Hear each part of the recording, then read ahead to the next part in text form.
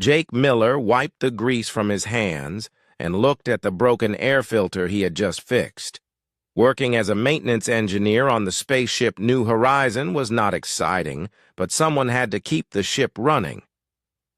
The diplomatic meeting with the aliens was happening 3 decks above him, but Jake did not care much about politics. He just wanted to do his job and go home. The ship had been docked at Crossroads Station for 2 days now. Crossroads was a huge space station that floated between star systems. Different alien races came here to trade and talk. Jake had seen many strange creatures walking around the station, but he always stayed busy with his work. A loud bang echoed through the ship's halls. Jake put down his tools and listened. Someone was running. Heavy footsteps pounded on the metal floor above him. Something was wrong. Jake climbed up the ladder to the main deck. He saw Captain Lisa Carter walking fast toward the meeting room. Her face looked angry and tired. Behind her, 3 men in dark suits followed. They were Earth's diplomats, and they did not look happy. "Captain, what happened?" Jake asked as she passed by. Lisa stopped and turned to him. "The talks failed, Jake. The Viridians want nothing to do with us. They think humans are too violent and dangerous." Jake had heard about the Viridians before. They were a peaceful alien race with blue skin and big eyes. Earth wanted to make friends with them because they controlled several important trade routes, but it seemed like that would not happen now. "So we're going home?" Jake asked. "Yes, we leave tomorrow morning," Lisa said. She looked around to make sure no one else was listening. "But stay away from the aliens while we're still here. We don't want any more problems." Jake nodded and went back to his work. But he could not stop thinking about what the captain had said. Why did the aliens think humans were dangerous? Sure, Earth had wars and fighting, but most people just wanted to live in peace. 2 hours later, Jake was fixing a broken light panel near the ship's entrance when he heard soft footsteps behind him. He turned around and saw an alien woman standing there. She had smooth blue skin that seemed to glow slightly in the dim light. Her large eyes were the color of deep water, and they looked at Jake with curiosity. "Excuse me?" she said in perfect English. Her voice was soft and musical. "Are you Jake Miller?" Jake was surprised. He put down his tools and stood up. "Yes, that's me. How do you know my name?" The alien woman smiled. It was a gentle, innocent smile that made Jake feel calm. "My name is Zara. I watched the meeting today, and I heard Captain Carter call your name when she was talking to the other humans." "Oh," Jake said. He did not know what else to say. This was the first time he had talked to an alien face to face. "I'm sorry the talks didn't go well." Zara's eyes became sad. "Yes, it is unfortunate. My people are very careful about making new friends. They have seen too many wars and too much fighting in the galaxy." Jake felt bad for her. She seemed so gentle and kind. It was hard to believe that someone like her would be afraid of humans. "We're not all violent," Jake said. "Most of us just want to live peaceful lives and take care of our families." "I believe you," Zara said. Her eyes lit up again. "That is why I wanted to talk to you. I think there might be another way." Jake looked around to make sure no one was watching them. The captain had told him to stay away from aliens, but Zara seemed harmless. She was probably shorter than Jake's little sister back on Earth. "What do you mean?" he asked. Zara stepped closer. She smelled like flowers, and something else Jake could not identify. "The official talks between our governments failed. But that does not mean we cannot be friends as individuals. I would like to invite you to visit my home world." Jake's eyes went wide. "Your home world! But I'm just a maintenance worker. I'm not important. Everyone is important, Zara said with that innocent smile again. And sometimes regular people can understand each other better than politicians and diplomats. Jake thought about it. He had always dreamed of seeing alien worlds, but he never thought he would get the chance. His job usually kept him inside. Spaceships and space stations. I don't know, he said. My captain told me to stay away from your people. Zara looked disappointed. I understand, but my offer will remain open. I live on Verdania Prime, the third planet in the Kepler system. If you ever change your mind, just send a message to the Viridian Embassy on Crossroads Station. She turned to leave, but then stopped and looked back at Jake. I hope you will consider it. I think you would like my world. It is very beautiful and peaceful. After she left, Jake stood there for a long time thinking. Zara seemed so trusting and innocent. She was willing to invite a complete stranger to her home world just because she believed humans could be good. Either she was very naive, or she knew something about humans that her government did not. Jake went back to fixing the light panel, but his mind kept wandering. What would an alien world look like? What kind of technology did they have? How did they live their daily lives? That night, Jake lay in his small bunk and stared at the ceiling. Tomorrow they would leave Crossroads, station, and go back to Earth. He would return to his normal life, fixing things and following orders.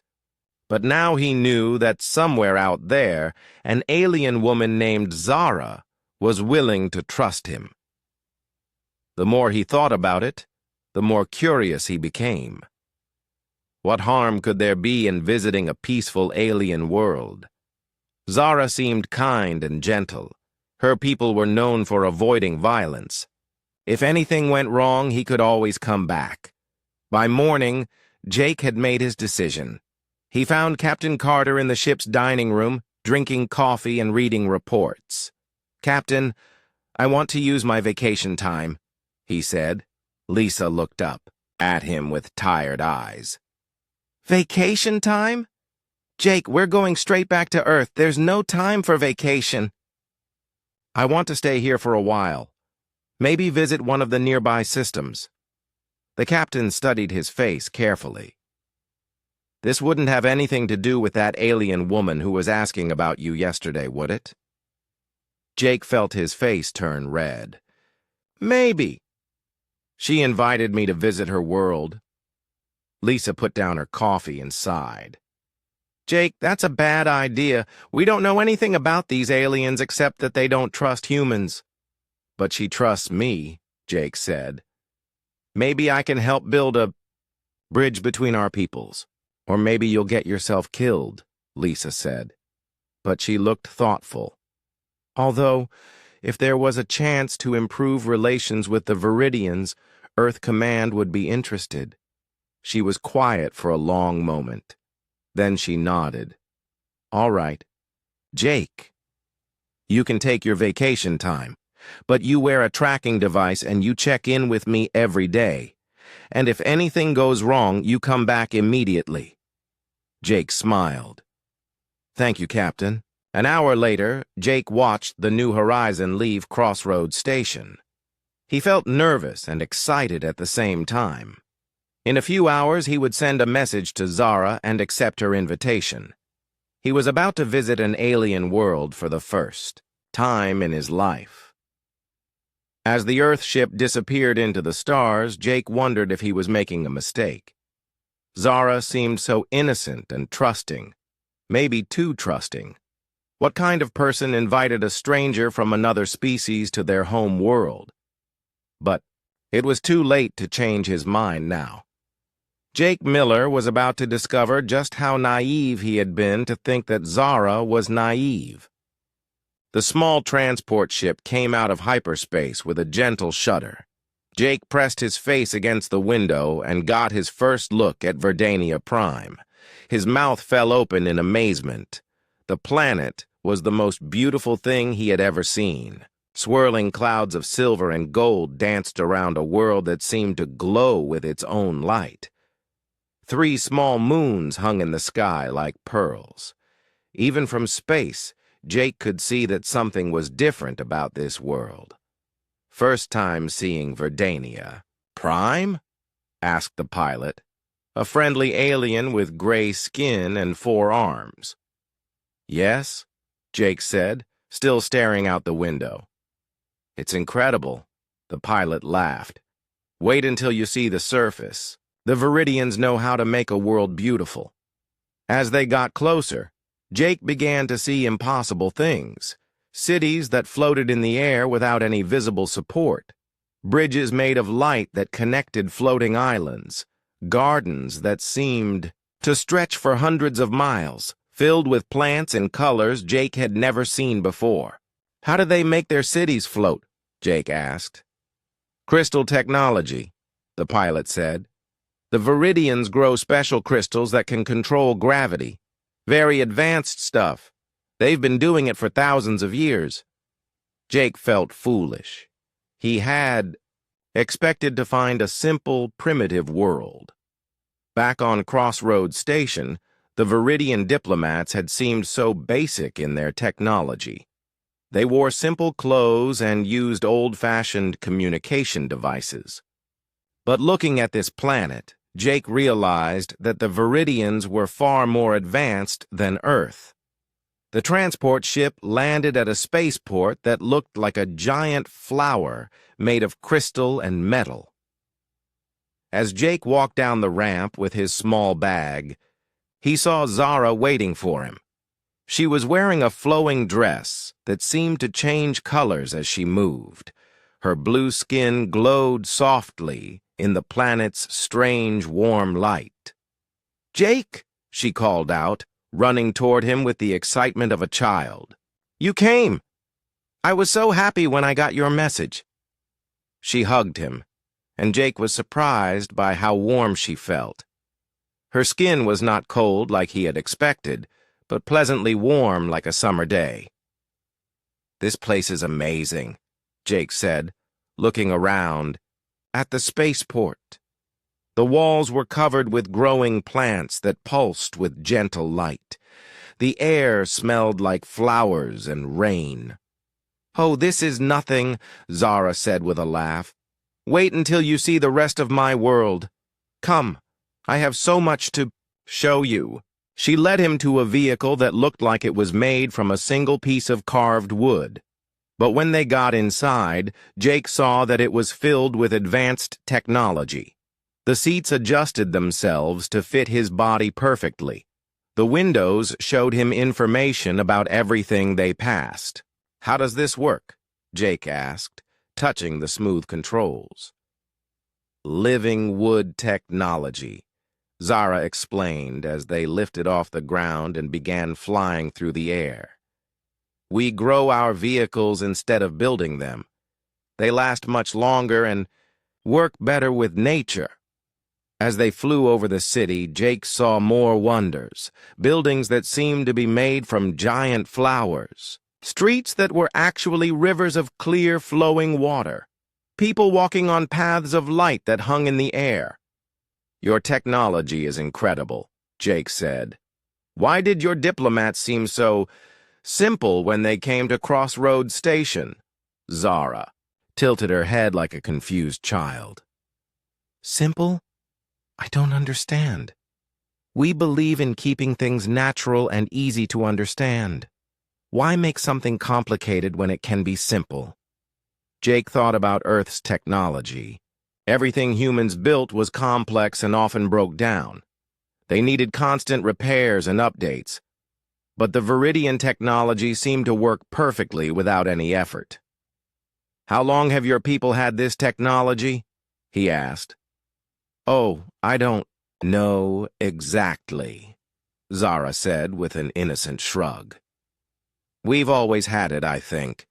My grandmother used to tell stories about the old days when we first learned to grow crystals, but that was a very long time ago. They landed on a platform outside a building that looked like it was made from clouds and starlight. Zara led Jake inside, chattering excitedly about everything they saw. "This is our Museum of History," she said. "I thought you might like to learn about my people." Jake expected to see primitive tools and simple artwork. Instead, he found displays of technology that made Earth's best inventions look like children's toys. There were star maps showing travel routes between thousands of worlds. There were devices that could heal any injury or sickness. There were even machines that could control weather and climate. "When did your people develop space travel?" Jake asked, staring at a model of a ship that could travel faster than light. "Space travel?"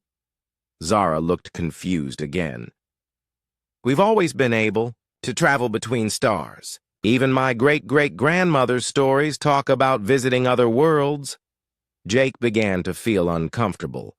If the Viridians had such advanced technology and had been traveling through space for so long, why did they act like they were afraid? Of humans? Earth had only been in space for a few hundred years. Humans were like babies compared to the Viridians. "Zara," he said carefully, "if your people are so advanced, why are you worried about humans being dangerous?" Zara's big eyes became sad. "Oh, Jake, it's not that we're afraid of humans being dangerous to us. We're afraid of humans being dangerous to themselves and others. We've seen so many young races destroy themselves with violence and war." "Young races? Species that haven't learned to live in peace yet," Zara explained gently. "Like humans. You're still fighting wars on your home world. You still have weapons that could destroy your entire planet. My people worry that if we share our technology with humans too early, you might use it to hurt others." Jake felt embarrassed. When he thought about it, Zara was right. Humans did still fight wars. They did have nuclear weapons.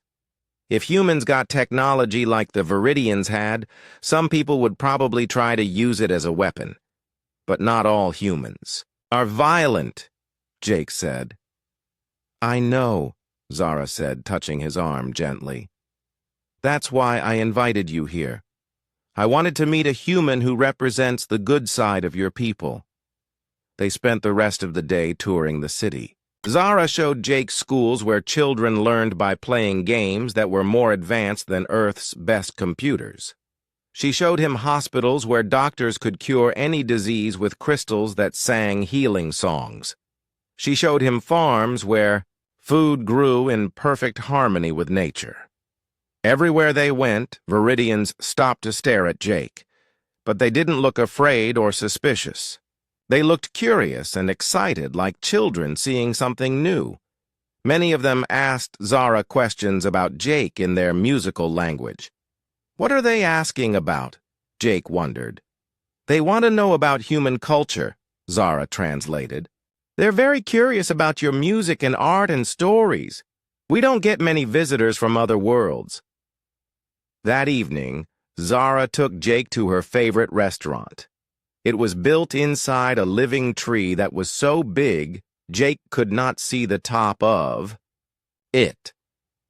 They sat on a branch high above the ground, eating food that tasted like nothing Jake had ever experienced before. "Jake," Zara said as they watched the 3 moons rise over the city, "can I ask you something about humans?" "Sure. Why do your people fight so much? We've studied your history, and it seems like humans are always at war with each other."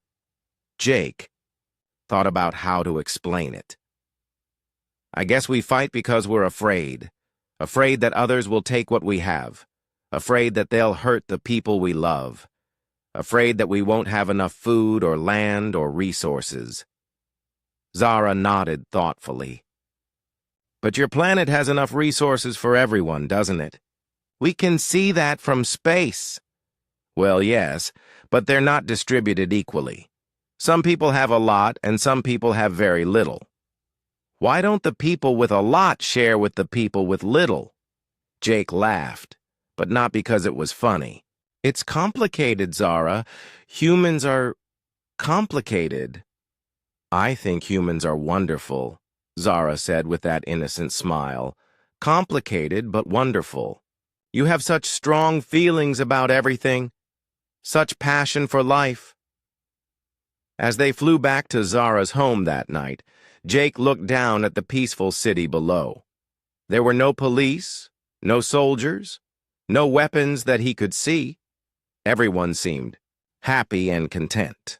It was like a paradise. But something nagged at the back of Jake's mind.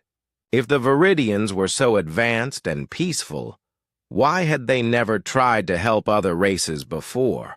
Why were they so isolated? And why did Zara seem to know so much about human history and culture if her people rarely met aliens? Jake pushed these thoughts away. He was probably just being paranoid. Zara was kind and innocent, and her people were clearly peaceful. Maybe humans could learn something from the Viridians about how to live without violence.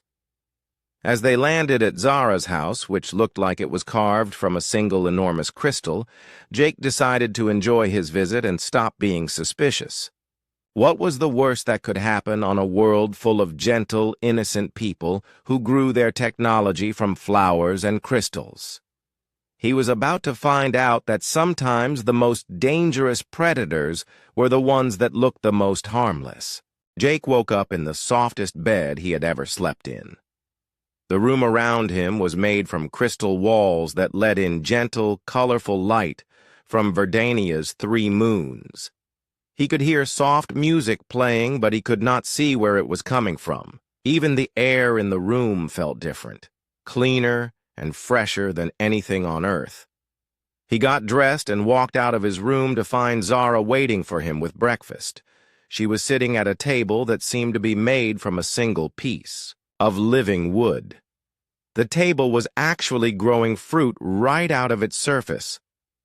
"Good morning, Jake," Zara said with her bright smile. "Did you sleep well?" "Like a baby," Jake said, sitting down across from her. "This place is incredible, Zara. I've never seen anything like it." "I'm so glad you like it," she said, clapping her hands together like an excited child. "Today I want you to meet my parents. They're very excited to meet a real human." Jake felt nervous. "Are you sure they want to meet me? I mean, your government doesn't seem to like humans very much." Zara's expression became sad for a moment. "My parents are not part of the government. They're just regular people like you. They don't make decisions about politics or treaties." After breakfast, Zara led Jake through her house. It was built into the side of a mountain, but instead of feeling like a cave, it felt open and airy. Every room had crystal windows that showed amazing views of the valley below. Gardens grew inside the house, filling every corner with beautiful plants and flowers. "Your family must be very wealthy," Jake said, admiring a waterfall that flowed through the middle of the living room. "Wealthy?" Zara looked confused. "What do you mean?" "Rich, to afford a house like this." Zara laughed. "Oh, Jake, we don't have money on Verdania Prime. Everyone has what they need. This house has been in my family for many generations. We just take care of it and help it grow." Jake stopped walking. "You don't have money? How do people buy things?" "Buy things?" Zara tilted, her head like a confused puppy. "Why would anyone need to buy things? If you need something, you just ask for it. If someone has it, they share it with you." "But what if someone doesn't want to share? Why wouldn't they want to share? We have everything we need." Jake thought about Earth, where people worked hard, jobs they hated just to earn money to buy things they needed to survive. On Verdania Prime, It seemed like everyone just helped each other naturally. They found Zara's parents in the garden behind the house. Elder Cade was a tall Viridian man with silver hair and kind eyes. His wife Nira was smaller, with the same glowing blue skin as Zara, but darker, like the deep ocean. "Mother, father, this is Jake Miller," Zara said proudly. "The human I told you about." Elder Cade stood up and bowed politely. "Welcome to our home, Jake Miller. We are honored to meet you." Nira smiled warmly and gestured for Jake to sit on a bench made from living crystal. "Zara has told us so much about your people. We are very curious about Earth." For the next few hours, Jake found himself answering question after question about human life. But these were not the kind of questions he expected. Instead of asking about human technology or military power, they wanted to know about human emotions and relationships. "Tell us about human families," Nira said. "How do human parents care for their children? Do humans feel sad when they're separated from their loved ones?" Elder Cade asked. "What makes humans happy?" Zara added. Jake did his best to explain human nature to them. He told them about how humans fell in love and got married. He described the joy parents felt when their children were born. He explained how humans formed friendships and helped each other during difficult times. The three Viridians listened with fascination, as if Jake was telling them stories about magical creatures. "Humans sound very emotional," Nira observed. "Very passionate about everything." "Is it true that humans will fight to protect their families?" Elder Cade asked. "Of course," Jake said. "Wouldn't anyone?" The three Viridians looked at each other with expressions Jake could not read. "We would protect our families too," Zara said softly. "But we would do it differently than humans do." "How would you do it?" Jake asked. "We would use wisdom instead of violence," Elder Cade explained. "We would find peaceful solutions to problems." "But what if peaceful solutions don't work?" Jake pressed. "What if someone wants to hurt your family and won't listen to reason?" Again, the three Viridians exchanged those strange looks. "That has never happened to us," Zara said. "We've always been able to find peaceful ways to solve problems." Jake found that hard to believe. In his experience, there was always someone who preferred violence over peace. But maybe the Viridians had just been lucky. That evening, Zara took Jake for a walk through the mountains around her home. They climbed to a high peak where they could see for miles in every direction. The view was breathtaking. Cities of light sparkled in the valleys below. Rivers of crystal-clear water wound between forests of trees that glowed like gentle lanterns. "It's beautiful," Jake said. "Peaceful." "Yes," Zara agreed. "My people have worked very hard to create this peace." They sat on a rock and watched the 3 moons rise over the horizon. In the moonlight, Zara's skin seemed to glow even brighter. "Jake," she said quietly, "can I tell you something?" "Sure. I think humans are very special. More special than my people realize." "What do you mean?" Zara was quiet for a long moment, as if she was trying to decide how much to tell him. "My people have met many different races in the galaxy," she finally said. "Most of them are either very aggressive or very passive. But humans are different. You have the strength to fight when you need to, but also the wisdom to choose peace when it's possible." "I don't know about that," Jake said. "Humans fight a lot of unnecessary wars." "Yes, but you also help each other. You sacrifice for strangers. You create beautiful art and music. You explore dangerous places just to learn new things." Zara's voice was full of admiration. "Most races only care about themselves, But humans care about others, even when it's dangerous or difficult. Jake felt proud, but also confused. If you think humans are so great, why won't your government work with us? Zara's expression became sad again. Because they're afraid. They think humans are too young and too dangerous. They think humans will use our advanced technology to hurt others. And what do you think? I think humans need guidance, not isolation. I think if someone showed humans a better way to live, they would choose peace over war. Jake looked at her in the moonlight. She seemed so innocent, so trusting. It was hard to believe that someone could be that optimistic about human nature. Zara, you barely know me. How can you be so sure about humans? She smiled and touched his hand gently. Because I can see into your heart, Jake Miller. I can see that you're a good person who wants to do the right thing. And if there are humans like you, there must be many others. Jake felt something stir in his chest. Maybe it was just the alien moonlight, or the strange, sweet air of Verdania Prime. But he was starting to care about Zara. She believed in him and his species in a way that no one ever had before. What if I could help? He heard himself saying.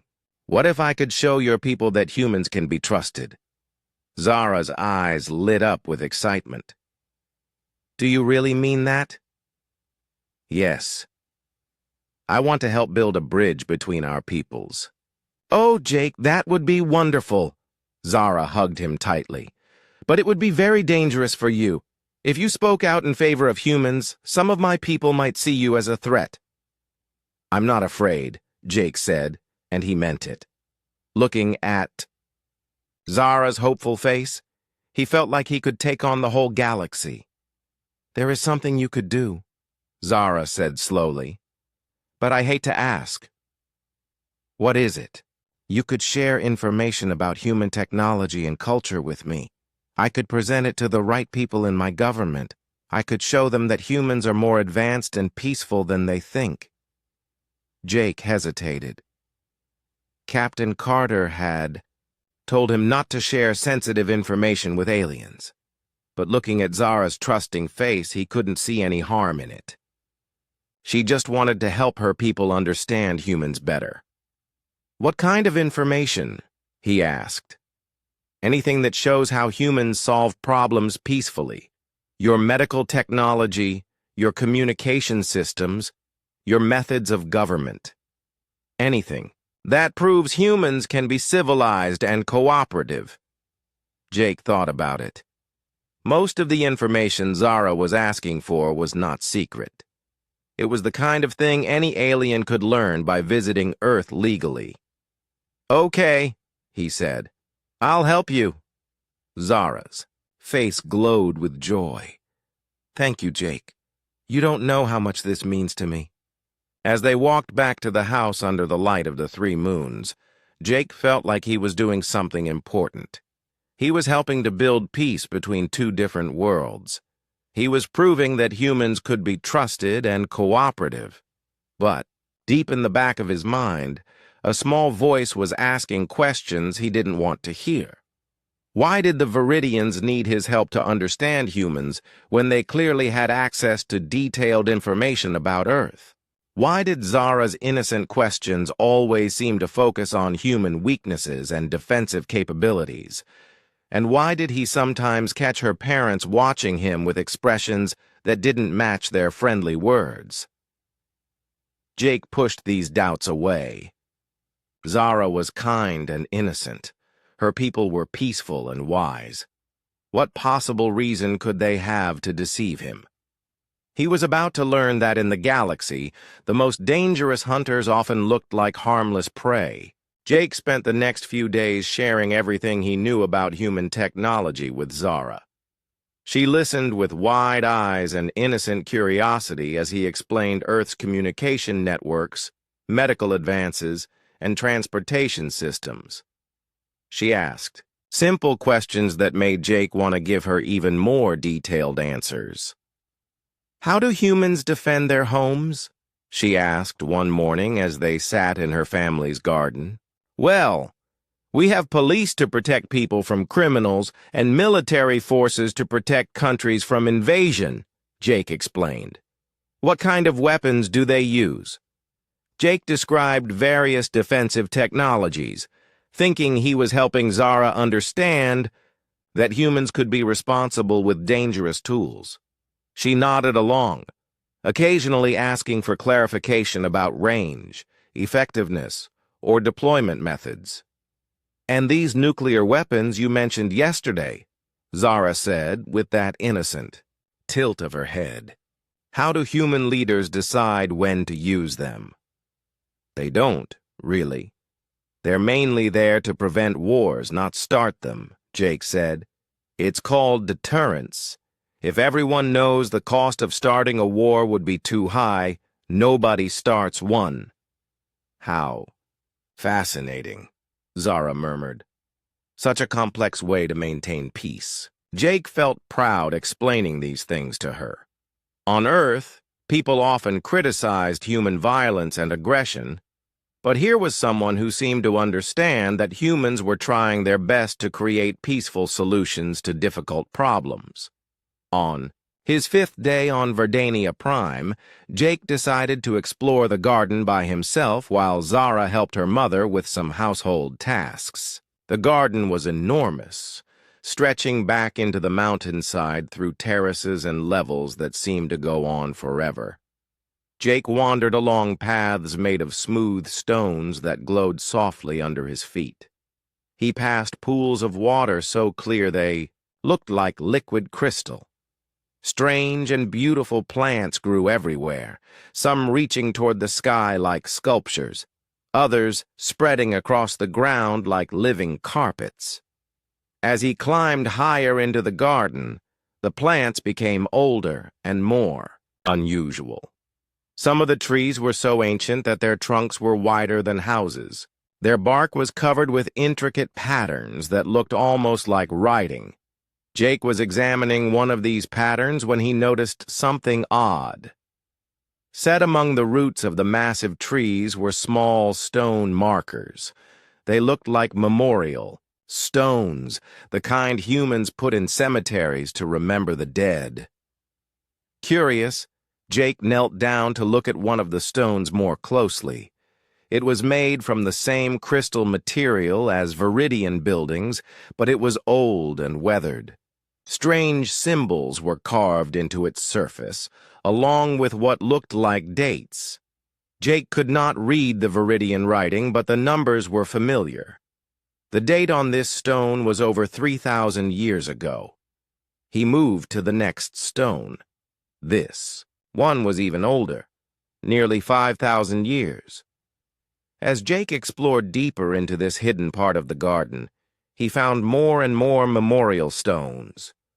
Some were so old that the writing had almost disappeared. Others looked relatively new, with dates from just a few hundred years ago.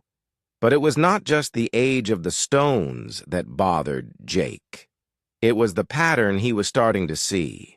Each section of memorial stones seemed to be grouped together, as if they represented different time periods or events. And in each group, there were far too many stones for just one family's ancestors. Jake found a stone that was newer than the others, with a date from only 200 years ago. The crystal was still clear and the writing was easy to see. He took out his portable translator device and pointed it at the symbols. The device beeped and displayed a translation. Here rest the Kithera people, who found peace in the 2,147th year of guidance. May their transformation inspire others to embrace wisdom over conflict. Jake's blood went cold. He pointed the translator at another stone. The Zalani race achieved enlightenment in the 3,156th year of our patience. Their journey from violence to peace shows the way for all young species. Another stone. In memory of the Drakmor civilization, who chose evolution over extinction in the 1,823rd year of careful cultivation. Jake's hands were shaking as he translated stone after stone. Each one told the same basic story. A different, alien race. A different time period. But always the same ending. They had been guided to peace and transformation by the Viridians. There were dozens of stones, maybe hundreds. Jake lost count as he moved through the memorial garden, translating message after message about species that had been helped to evolve beyond their violent nature, or embrace a higher form of existence. The newest section of stones made Jake's stomach turn. The dates were recent, within the last 50 years. The races mentioned were ones Jake recognized from galactic history, the fierce Corvan warriors who had suddenly become peaceful farmers. The aggressive Thalian Empire that had mysteriously abandoned its expansion plans and turned inward to focus on philosophy and art. Jake had heard about these dramatic changes in galactic politics, but everyone assumed these species had simply evolved naturally toward more peaceful ways of life. Now he was looking at memorial stones that suggested something very different. "Jake, what are you doing here?" Jake spun around to find Zara standing behind him. But she looked different now. The innocent, childlike expression was gone from her face. Her large eyes were still kind, but there was something ancient and calculating in them that Jake had never noticed before. "Zara," Jake said, his voice barely a whisper. "What are these stones?" She walked closer, moving with a grace that seemed almost predatory. "You weren't supposed to find this place, Jake. This is a very old part of our garden. Very private. These are memorial stones for other alien races," Jake said, backing away from her. "Dozens of them. What happened to these people?" Zara sighed, and for the first time since Jake had met her, she looked tired. The mask of innocent curiosity slipped away completely, revealing something much older and more complex underneath. "They found peace," she said simply. "What do you mean they found peace? Where are they now?" "They evolved beyond their need for physical existence. They became one with the universe, free from the suffering that comes with having a body and all the violent impulses that go with it." Jake stared at her in horror. "You killed them. You killed entire species." "No, Jake. We saved them." Zara's voice was gentle but firm. "We guided them away from the path of violence and self-destruction that all young races follow. We helped them transcend their primitive natures. By murdering them. By showing them a better way to exist. Death is not the end, Jake. It's just a transformation from one type of life to another." Jake looked around at the hundreds of memorial stones surrounding them. Each one represented an entire civilization that had been guided to extinction by the peaceful, innocent Viridians. "How long have you been doing this?" he asked. "For over 1,000,000 years," Zara said, with something that might have been pride. "We are the oldest surviving race in this part of the galaxy. We've seen countless species destroy themselves through war and violence. We learned long ago that the only way to bring true peace to the galaxy is to help young races evolve beyond their need for physical existence." "You're not peaceful," Jake said, his voice getting louder. "You're predators. You're the most dangerous species in the galaxy." Zara looked hurt. "Jake, that's not fair. We've never forced anyone to accept our guidance. Every species we've helped made the choice willingly once they understood the benefits of transcendence. After you manipulated them, after you lied to them and made them trust you." "After we showed them love and acceptance," Zara corrected.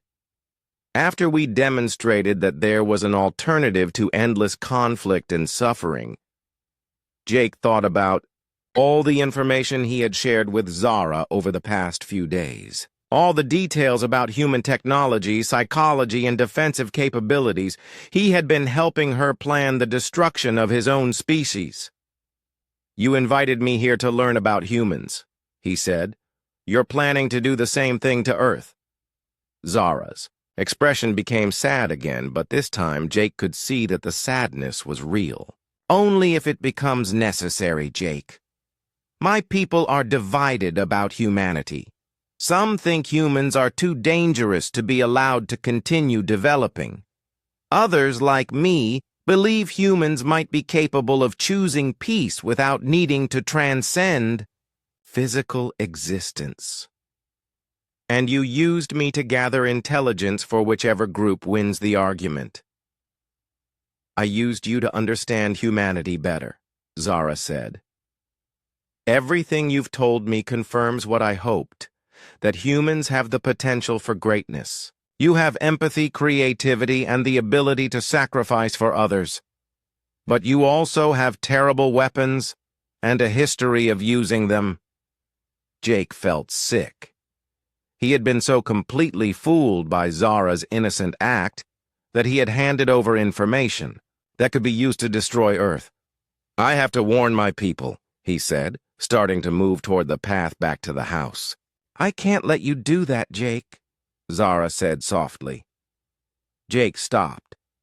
When he turned around, Zara was holding a small crystal device in her hand. It was glowing with the same soft light as everything else on Verdania Prime, but somehow it looked deadly. "What is that?" "A neural disruptor. It will shut down your brain functions painlessly. You'll simply go to sleep and never wake up. You're going to kill me. I'm going to help you transcend, just like we've helped so many others. You'll become one with the eternal peace of the universe." Jake looked into Zara's large, ancient eyes, and Jake stared at the glowing crystal device in Zara's hand and made a decision that would change everything. Instead of running or begging, he did something completely unexpected. He sat down on one of the memorial stones and started to laugh. "Jake?" Zara looked confused.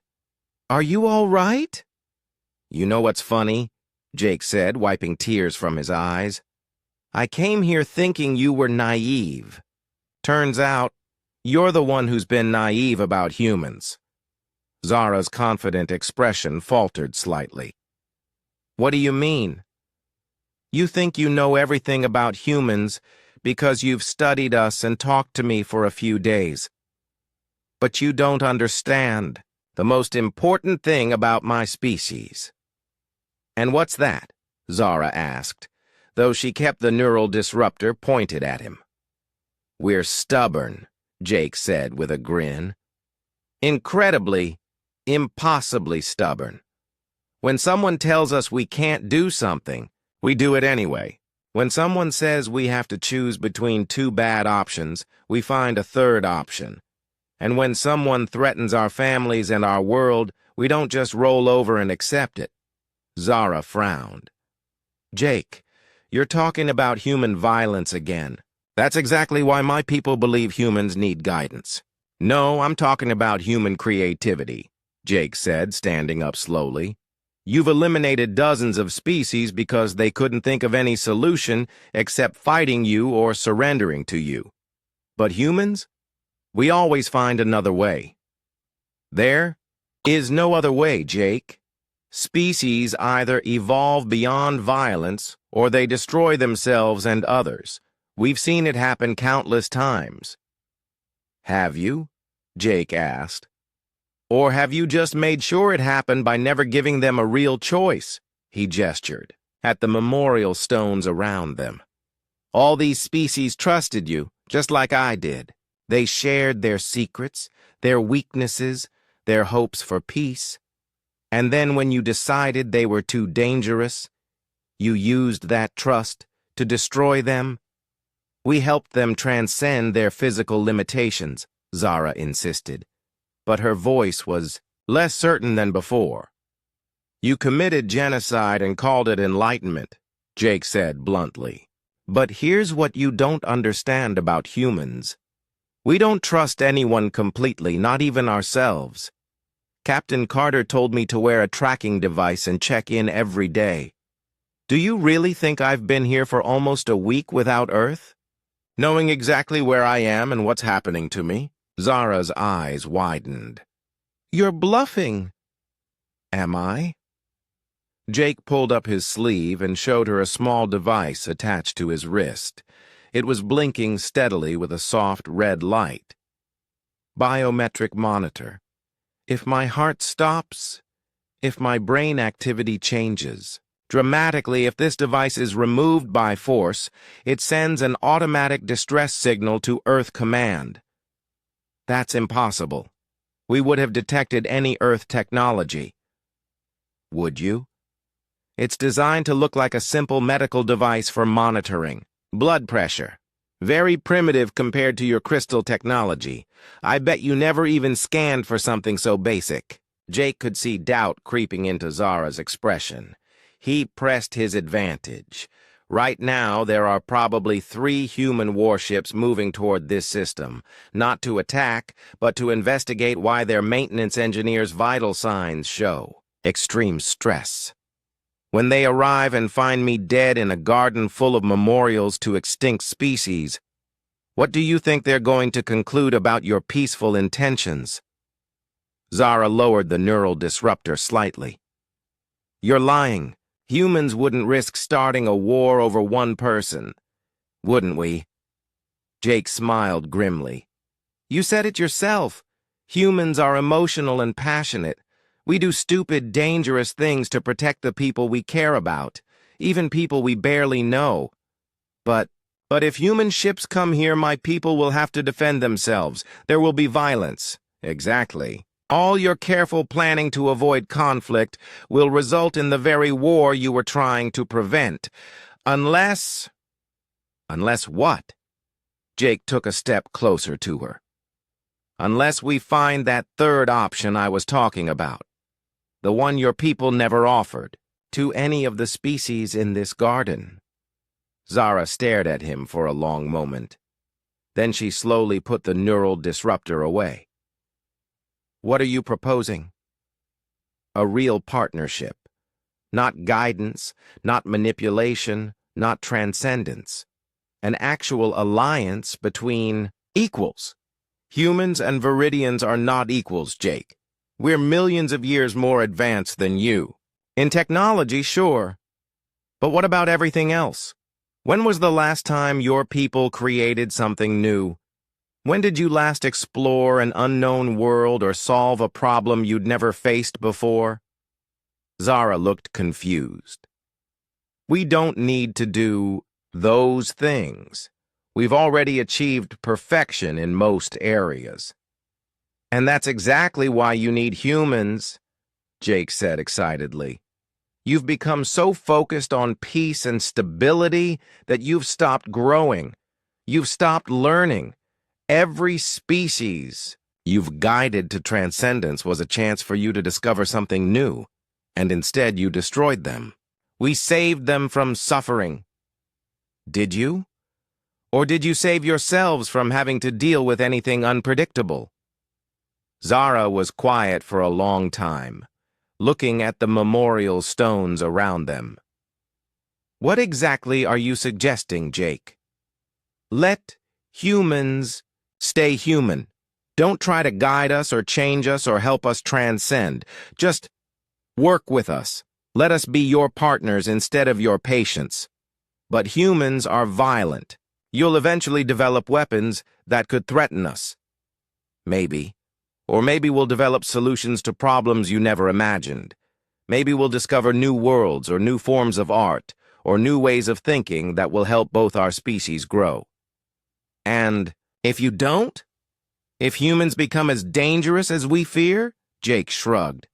"Then you can always fall back on your original plan, but give us a real chance first. A chance to prove that we can choose peace without being forced into it." Zara looked at him with those ancient, intelligent eyes. You're asking me to risk everything my people have built over millions of years. I'm asking you to risk it for something better. A galaxy where different species can coexist and learn from each other instead of one species managing all the others like children. My people will never agree to this. They're too afraid of change. Then convince them. You said yourself that I represent the good side of humanity. Use me as an example. Show them that humans can be trusted as partners. Zara walked over to one of the newer memorial stones and touched it gently. The Corvan warriors were fierce and proud, just like humans.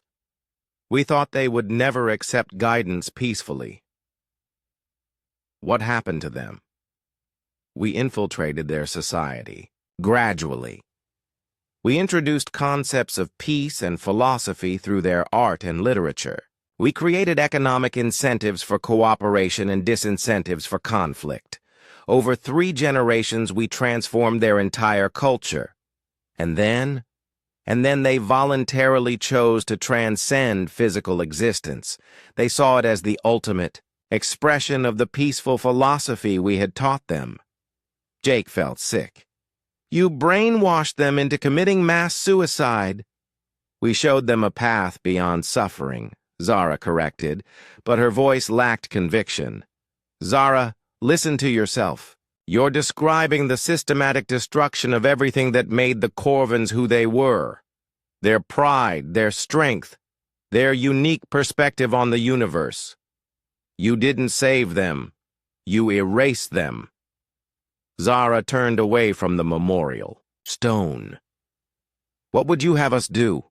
Allow violent species to spread across the galaxy, bringing war and destruction wherever they go. Allow diverse species to spread across the galaxy, bringing new ideas and new possibilities wherever they go, Jake countered. Yes, there will be conflicts. Yes, there will be problems to solve, but there will also be discoveries and innovations, and art that no single species could create alone. It's too dangerous. Too unpredictable. It's too alive to give up on, Jake said firmly. Zara, your people have created a beautiful, peaceful world, but it's also a dead world. Nothing changes. Here, nothing grows. Nothing new is ever born. That's not true. We grow our buildings and our technology, according to patterns you perfected millions of years ago. When was the last time a Viridian invented something completely new? When did you last have an idea that surprised even yourselves? Zara was quiet for a long time. Finally, she looked up at Jake with tears in her luminous eyes. A very long time ago, she whispered. Humans could change that. We could bring chaos and creativity and unpredictability back into your lives. Yes, we might also bring danger. But isn't the possibility of growth worth the risk? I don't know, Zara said honestly. I've never considered it before. Then consider it now. Consider the possibility that peace isn't the highest goal in the universe. Consider that maybe growth and discovery and the messy, complicated process of different peoples learning to live together might be worth more than perfect, sterile harmony. Zara looked around at the memorial garden, at the hundreds of stones, representing civilizations that had been guided to extinction in the name of peace. What would this partnership look like? I don't know, Jake admitted. We'd have to figure it out together. That's the point. Neither of our species would control the outcome. We'd both have to adapt and compromise and grow. My people won't like uncertainty. And my people won't like being managed, but maybe both sides learning to live with discomfort is exactly what we need. Zara took a deep breath and made a decision that surprised them both. I'll speak to the council. I'll present your proposal for a true partnership between our species. And if they say no? then I'll stand with you against them. It's time for my people to choose growth over safety, even if it might